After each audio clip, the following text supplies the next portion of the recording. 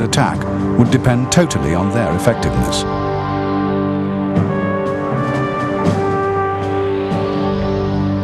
The 6,000 aircraft ready for the assault would be unable to play their part in the initial bombardment.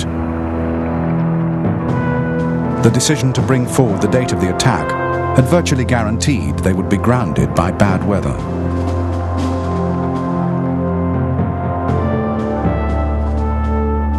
In the critical sector of the front, facing Konev's forces on the Vistula, the Germans had created a tactical defense zone 10 miles deep. Inside it, on Hitler's direct orders, substantial reserves had been deployed, including 2 Panzer and 2 motorized divisions.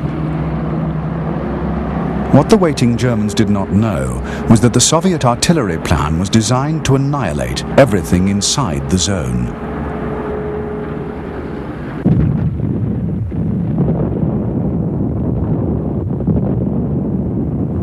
At 5 a.m. on the morning of January the 12th, 1945, Konev loosed his opening barrage. Reconnaissance units were pushed forward, hard in the wake of the falling shells. After a brief pause, the guns opened up once more, and this time, the barrage lasted 1 hour and 47 minutes. Its effect on the defenders was shattering.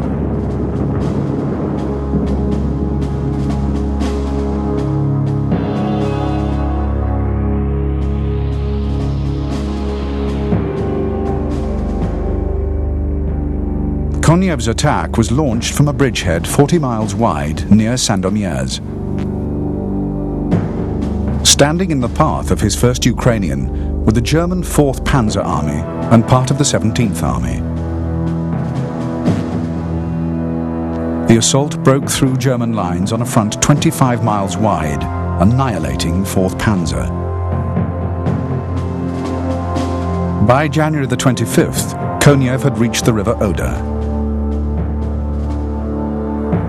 To the north, 2nd and 3rd Belarusian fronts were poised to strike at the German 3rd Panzer, 4th Army, and part of the 2nd Army, defending East Prussia.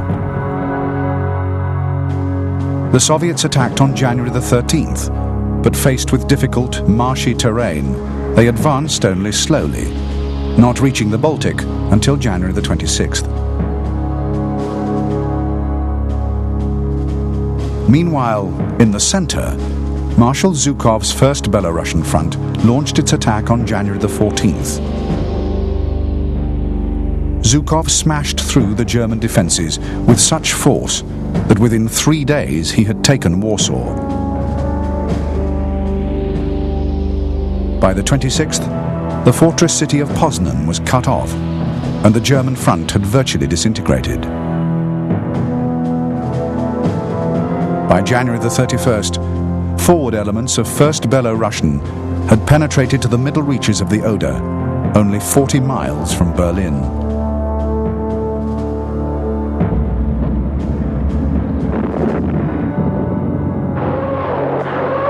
Four days after the Russian onslaught had begun, Adolf Hitler had moved his headquarters to Berlin, where a bunker had been built beneath the Reichschancellery. From there, he issued a stream of detailed instructions to his field commanders, and failing utterly to comprehend the magnitude of the blow that had fallen on his armies, his intervention served only to make a disastrous situation catastrophic. One of his first acts had been to order the Krak-Grossdeutschland Panzer Corps to move 150 miles south from East Prussia, to an area that had already been taken by the Soviets. The Corps was forced to retreat long before it reached its destination.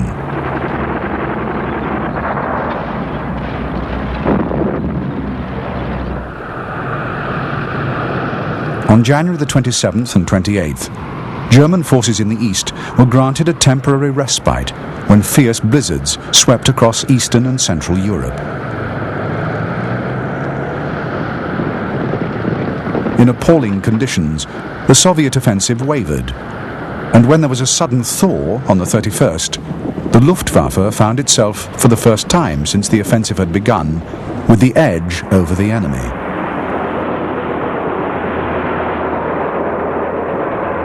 The German aerodromes around Berlin were hard-surfaced, while the grass fields of the Red Air Force were now a quagmire. In 2 days, the Luftwaffe flew 5,000 sorties, smashing supply columns and making movement almost impossible.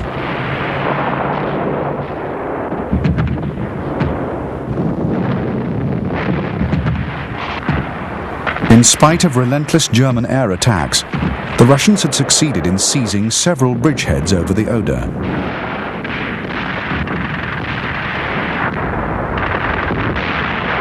Marshal Zhukov quickly ordered his forces to replenish their supplies and, in a swift assault, take the German capital on February the 15th. The plan was hopelessly ambitious. After a 300-mile advance, the fuel situation had become critical. Bitter German resistance had cost large numbers of casualties, and just as serious, amongst many Russian formations, discipline had all but collapsed. For vast numbers of Red Army soldiers unleashed on German territory, rape and plunder had become vastly more attractive than fighting. To compound Zhukov's problems, 1st Belorussian's northern flank was now dangerously exposed.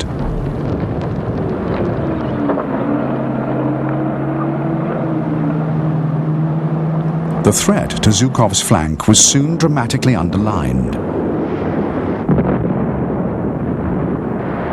After a series of increasingly dangerous probing attacks, the German 3rd Panzer Army slammed into Zhukov's line.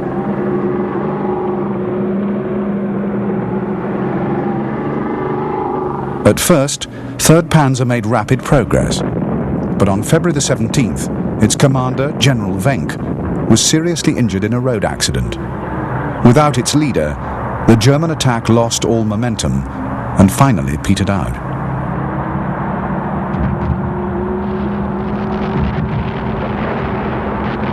Although unsuccessful, 3rd Panzer's counterattack had an effect out of all proportion to the damage it inflicted. To Marshal Zhukov, it was clear proof that his flank must be secured before the drive to Berlin could be resumed.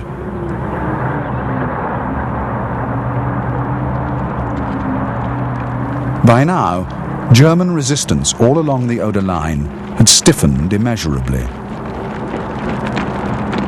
The western defences had been virtually stripped to put every possible man and weapon between the Russians and the capital.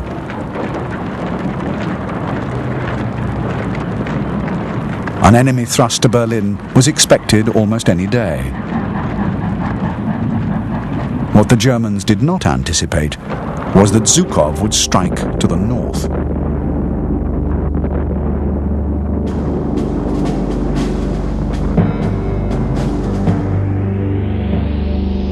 Russian operations to clear the northern flank began on March the 1st. Within 5 days, Zhukov had pushed deep into Pomerania and had taken Kolberg. By the end of the month, Rokossovsky's 2nd Belorussian had taken Danzig. To the east, 3rd Belorussian destroyed the last German pocket in East Prussia, although the fortress city of Königsberg would remain in German hands for some time. On the southern flank, Marshal Konev's 1st Ukrainian Front had launched its offensive on February the 8th and had quickly reached the river Neisse.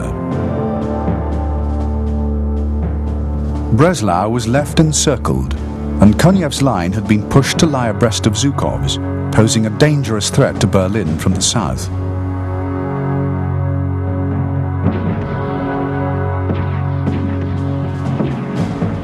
Marshal Konev's offensive had driven the Germans out of the valuable industrial area of Silesia, and most of its mines and factories had been captured intact.